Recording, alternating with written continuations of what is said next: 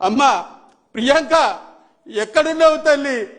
నీవు అందరికీ చెప్పమ్మా, ఈ ప్రభుత్వ పెద్దలకి చెప్పమ్మా, ఈ సమాజంలో ఉండే అన్ని తల్లిదండ్రులకు చెప్పమ్మా, ప్రతి డాక్టర్కి ప్రతి మెడికోకి వాళ్ళు టెస్ట్ చేసే టెస్టులో నీ గుండె చప్పుడు వినిపించు తల్లి.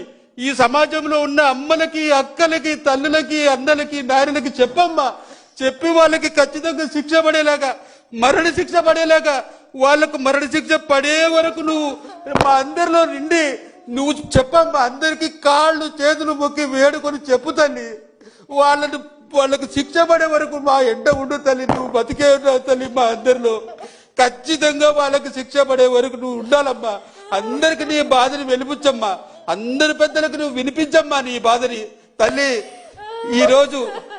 ఈరోజు మా బాధను చెప్పుకోవడానికి ఇక్కడ వచ్చినాము.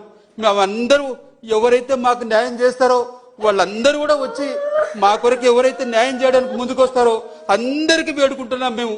మమ్మల్ని దయచేసి మా కుటుంబానికి న్యాయం చేయండి. మాకు న్యాయం అంటే వాళ్లకు మరణశిక్ష పడాల్సిందే. వాళ్ళకు మరణశిక్ష పడితేనే మా అమ్మాయికి శాంతి, మాకు కూడా శాంతి.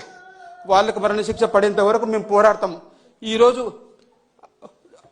యాక్సిడెంట్ జరిగిన రోజు 2 రోజులు రాత్రికి రాత్రే బయలుదేరి వస్తే 2 రోజులు అక్కడే హాస్పిటల్లో ట్రీట్మెంట్ ఇచ్చారు.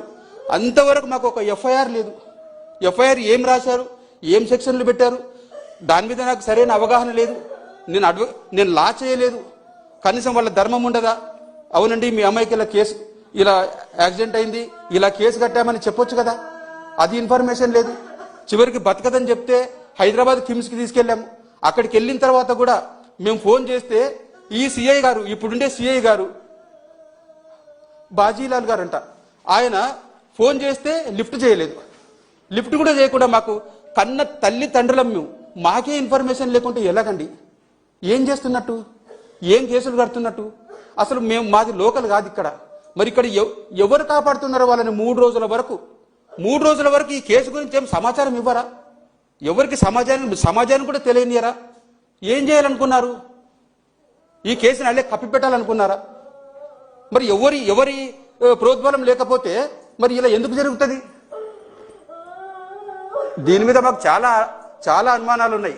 ఆ రోజు మేము వచ్చి హైదరాబాద్ నుంచి ఒక 3 రోజుల తర్వాత ఇంకా మీ అమ్మాయి బతకదు అని చెప్పిన తర్వాత మేము 5వ తారీఖు 6వ తారీఖు 7వ తారీఖు వచ్చాం. వస్తే వాళ్ళు చెప్పిన వివరాలను బట్టి చూస్తే చాలా వరకు సీసీ ఫుటేజెస్ కట్ ఇచ్చారు అక్కడక్కడ. మేము ఎక్కడి నుంచి ఎక్కడి దాకా వెళ్ళారు వాళ్ళకి పూర్తి వివరాలు ఇవ్వమంటే అందుకు